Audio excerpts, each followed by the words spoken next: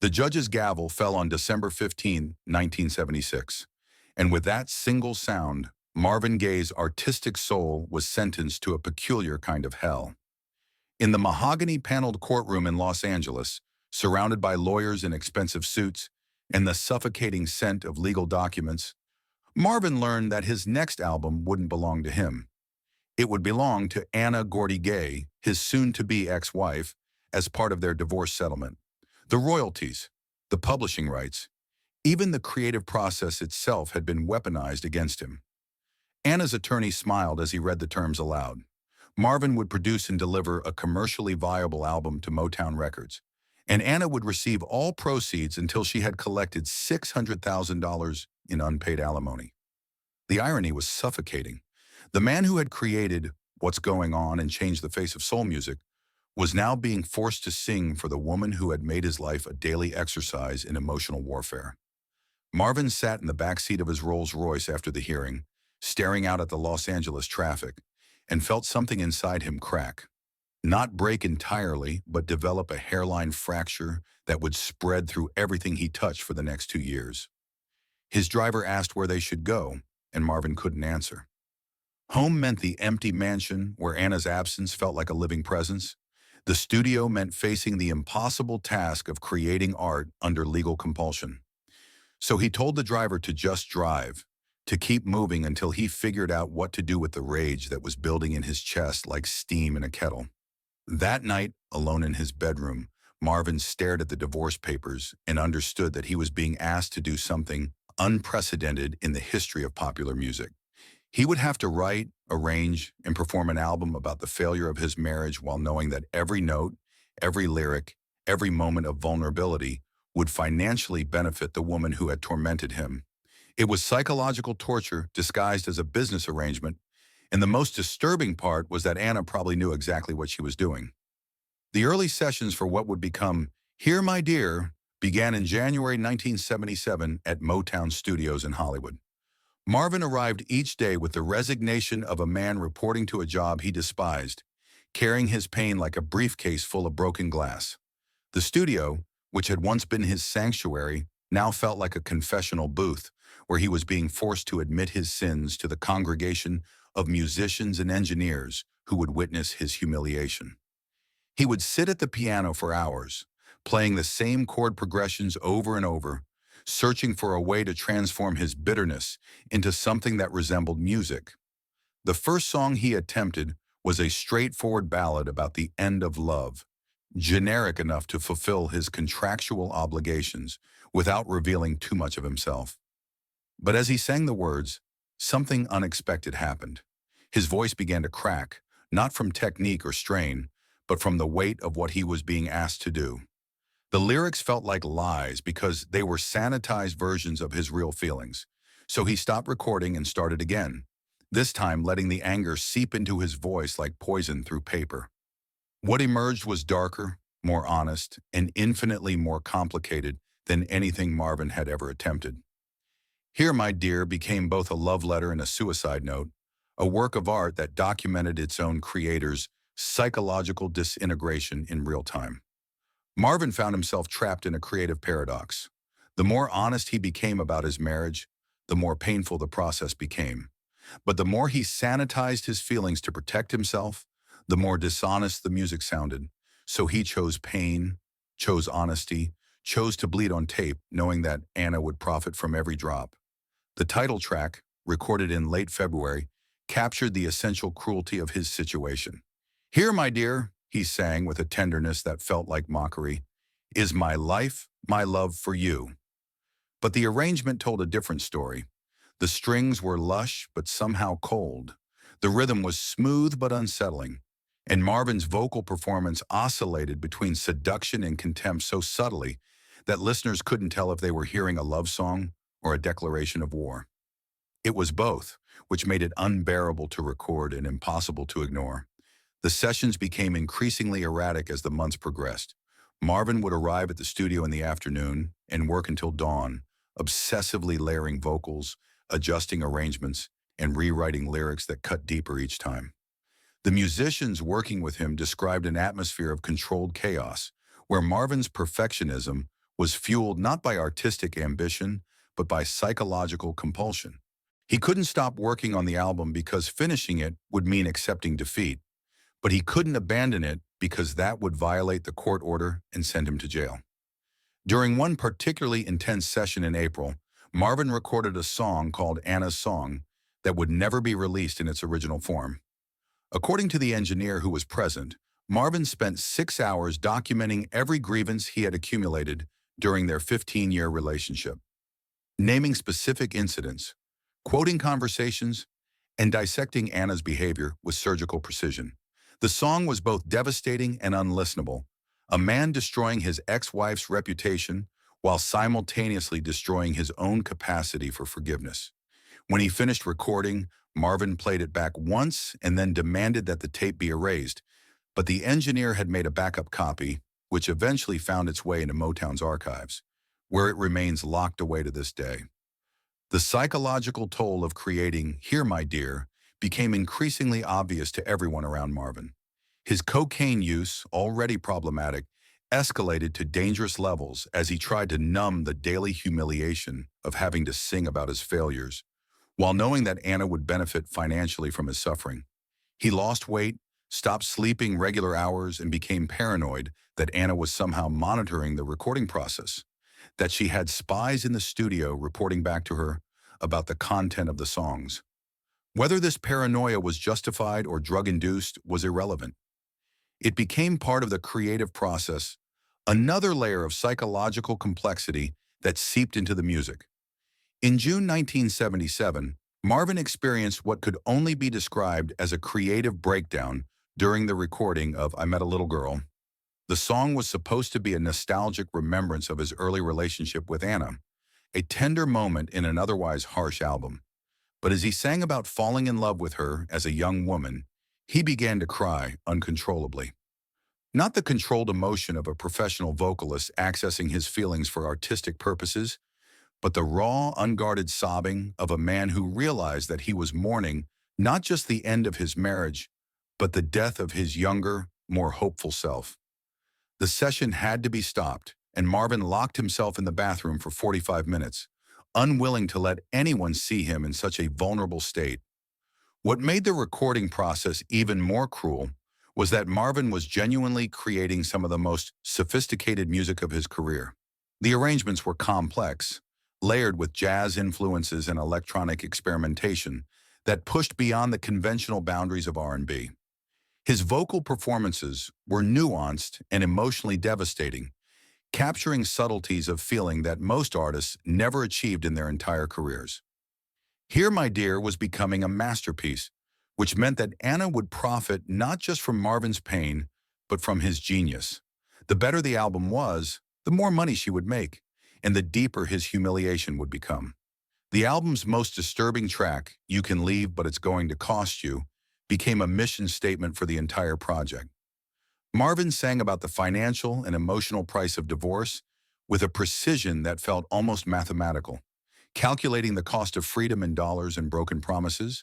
But the song also functioned as a threat, a warning to Anna that he would make her pay for what she had done to him, even if he had to destroy himself in the process. The lyrics were clever enough to avoid legal problems, but specific enough that anyone who knew the details of their relationship would understand exactly what Marvin was really saying. By autumn 1977, Marvin had recorded more than enough material for a double album, but he couldn't stop working. The court order required only one commercially viable album, but Marvin had become obsessed with creating something that would definitively document the full scope of his and Anna's relationship. He wanted future listeners to understand not just that the marriage had failed, but exactly how and why it had failed, and who was responsible for the destruction.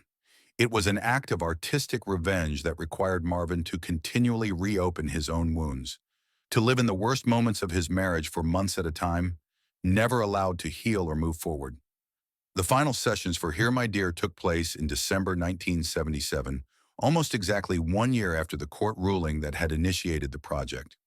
Marvin arrived at the studio carrying a manila envelope filled with photographs, letters, and legal documents from his marriage. He spread these artifacts on the piano, and used them as inspiration for the album's closing track, Falling in Love Again. But this wasn't about finding new love or moving forward.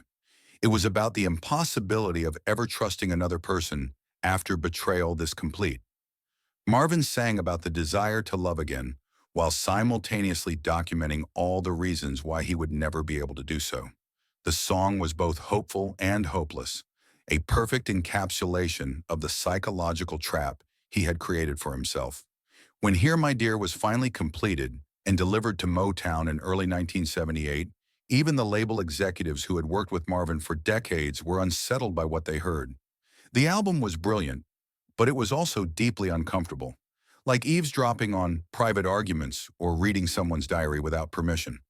Berry Gordy reportedly listened to the entire album once and then called it commercial suicide, predicting that radio stations would refuse to play music that was so explicitly about one man's marital problems.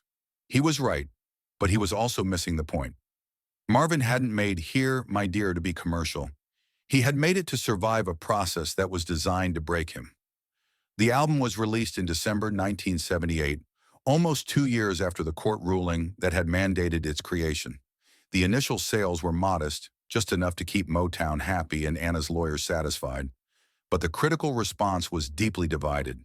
Some critics praised it as Marvin's most emotionally honest work, a brave exploration of marital dissolution that revealed new depths in his artistry.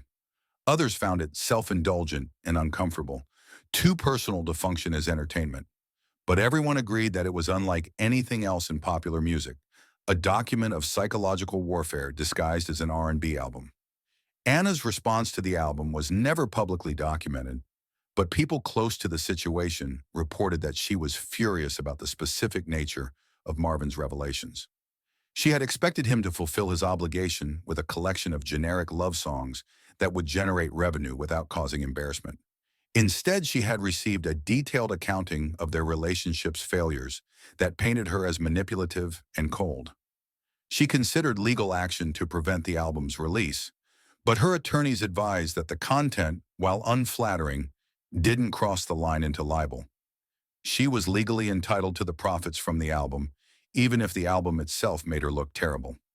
The most devastating irony of Here, My Dear became apparent in the months following its release. The album's initial modest sales meant that Anna hadn't yet collected her full $600,000 settlement, which meant that she continued to own the rights to Marvin's pain indefinitely.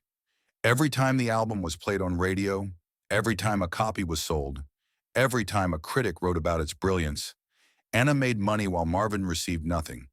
He had created a masterpiece that financially punished him for his own talent, a work of art that would ensure he could never escape the woman who had destroyed his peace of mind. The psychological aftermath of creating Here, My Dear haunted Marvin for the rest of his life. He had spent 2 years living in the worst moments of his marriage, analyzing every fight, every disappointment, every moment of betrayal, until they became more real to him than any positive memories he might have retained. The album had been a form of therapy, but therapy that left him more damaged than when he started. He told friends that he felt like he had performed surgery on himself without anesthesia, that he had cut himself open just to prove that he was bleeding. In interviews conducted years later, Marvin spoke about Here, My Dear, with a mixture of pride and regret that captured the essential tragedy of the project.